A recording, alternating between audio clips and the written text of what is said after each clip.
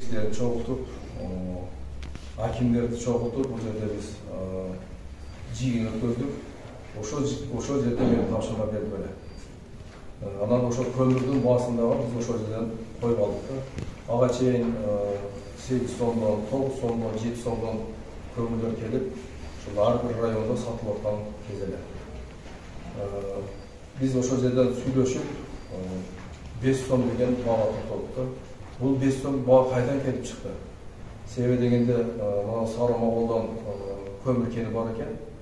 Ошол жактан жайында көмүрдү ошол Кореядан 100 сом 50 тыйындан алып сатып алды да.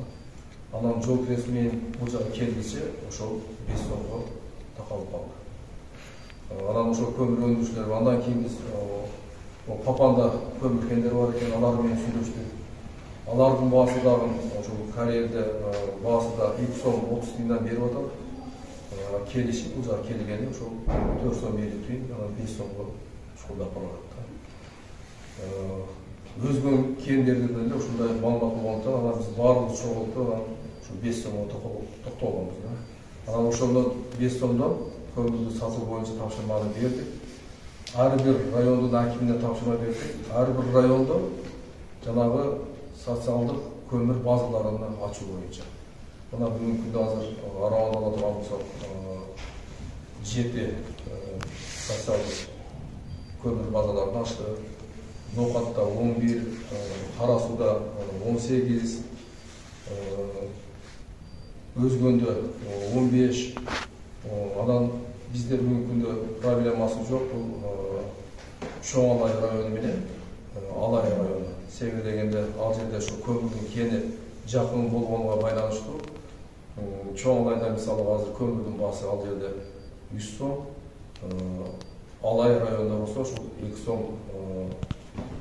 50 тыйындан баштап ушу 100 сомго чейин Алай районунда. Анан Каракулжада ушу көмүр кени жок экен, ушу Каракулжа бизге оорураак болуп атты. Азыр Каракулжанын дагы биз шарттар түзүп, бел алмадан азыр Каракулжага дагы көмүр алып барып, ошол жерде азыр бүгүнкү күндө 5 сомдон ал жерден сатылып атат. Анан туура кээ бир жерге барсак азыр жолдун боюнда кээ бирлер 8 сомдон, 7 сомдон коюп алган көмүрлөр да турат. Анан айтышат да бул эмне үчүн андай депчи.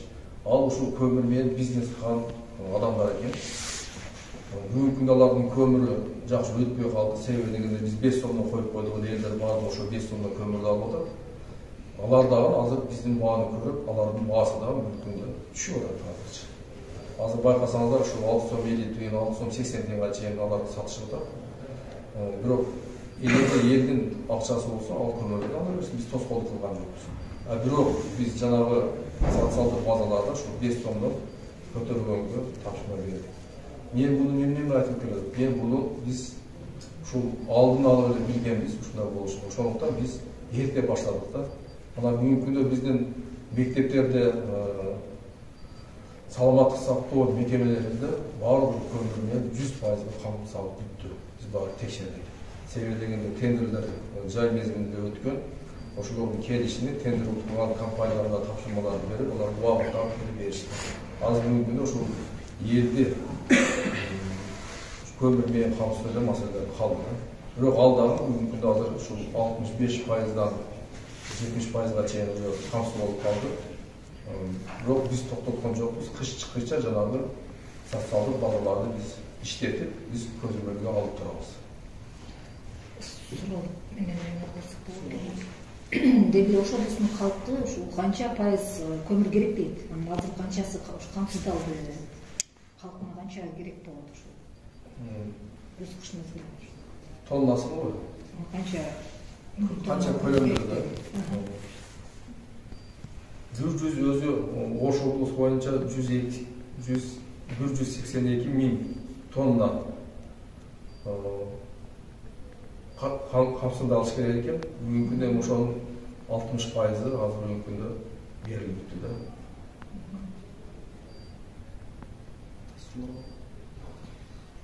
Бишкек шаар менен Ош шаарын салыштырганда Бишкекте Кара Кеченин аралыгы 3500 километр экен да.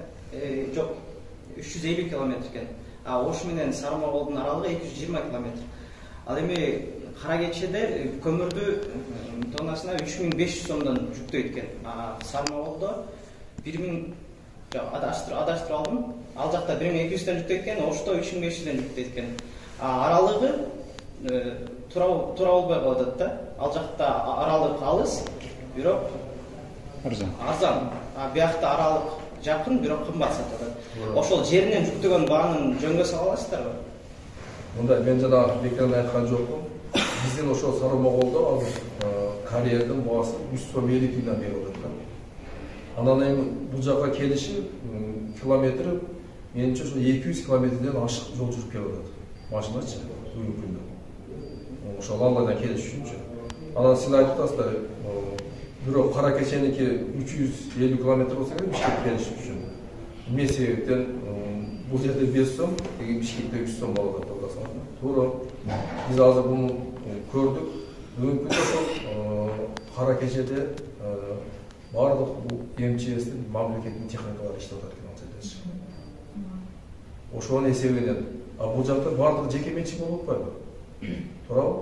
Андан кийин менин билишим боюнча ошо Каракечедеги жанагы көмүрдүн пласы дагы баягы плас деп коет көмүрдү. Эми гидан ал жерде эбегеси үстүндө чоң. Анан биздин көмүрлөрдүн пласы кыска болот да.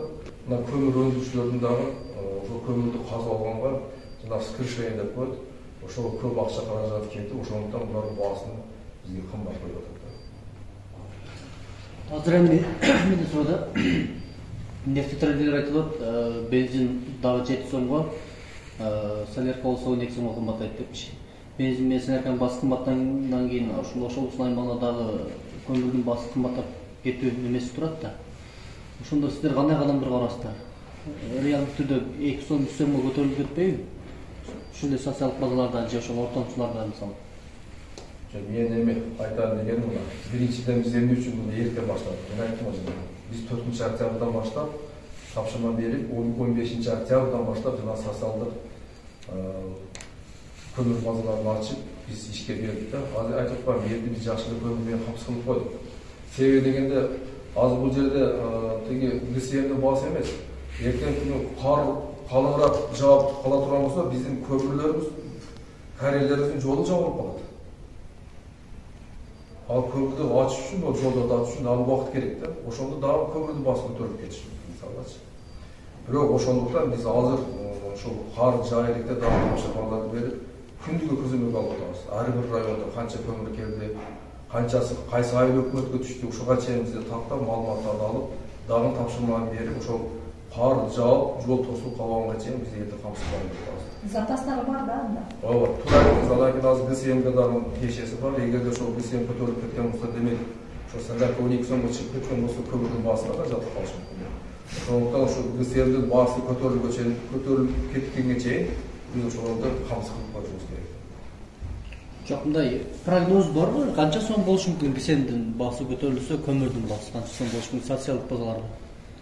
Эми мен айтып атпаймынбы азыр. Эгерде биз элди көмүр менен камсыз кылып кое турган болсок, азырчы анда ГСМдин баасы көтөрүлсө, бизге эч кандай тиешеси жок.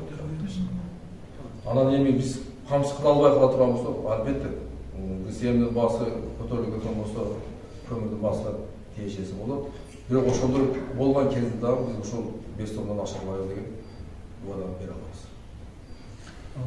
Бизде жана Сарымогол менен немеси боюнча мындай болуп атпайбы, жана сурагычы. Каракеченин көмүрүнүн сапаты менен Сарымоголдун көмүрүнүн сапаты асыл менен жегдей да. Мисалы Каракеченин көмүрүн алып келсе Бишкекке деле. Сарымогол мисалы Каражыранын көмүрү, Үменин көмүрү кирип атпайбы Казакстандын көмүрү? Бизде азыр бүгүнкү күндө иштеп аткан карьердин саны менимче 15ке басып жетишет, 15 да. Жана сиз Бишкек боюнча айттыңыз да, МЧСтин техникалары ошо Каракечеде иштеп аткан үчүн алар да арзан депчи. Бизде дагы мисалы үчүн Ошто деле МЧСтин хобалары бар да. Ошол эле Сарымоголдон МЧСтин хобалары менен алып келип, өзүнүн баасында сатканга мүмкүнчүлүк бар. Мисалы үчүн өзүнүн Ош бириминин хобалары алып келгени менен анын бул жакта алып сатарларга өтөт дагы колдон колго өтүп кетип атпайбы? Эгерде өкмөттүн машиналары барып кенден алып келип төгө турган болсо, ошол социалдык базаларга, балким ошол баадагы кичине өзүнүн стабилдүүлүгүн кармайбы деген ойда. Туура. Биз дагы ушул маселени азыр койдук. Бул МЧСтин эле хобалар эмес. Бүгүнкү күндө кээ бир айыл өкмөттөрүнүн өздөрүнүн машиналары бар экен, хабалар бар экен.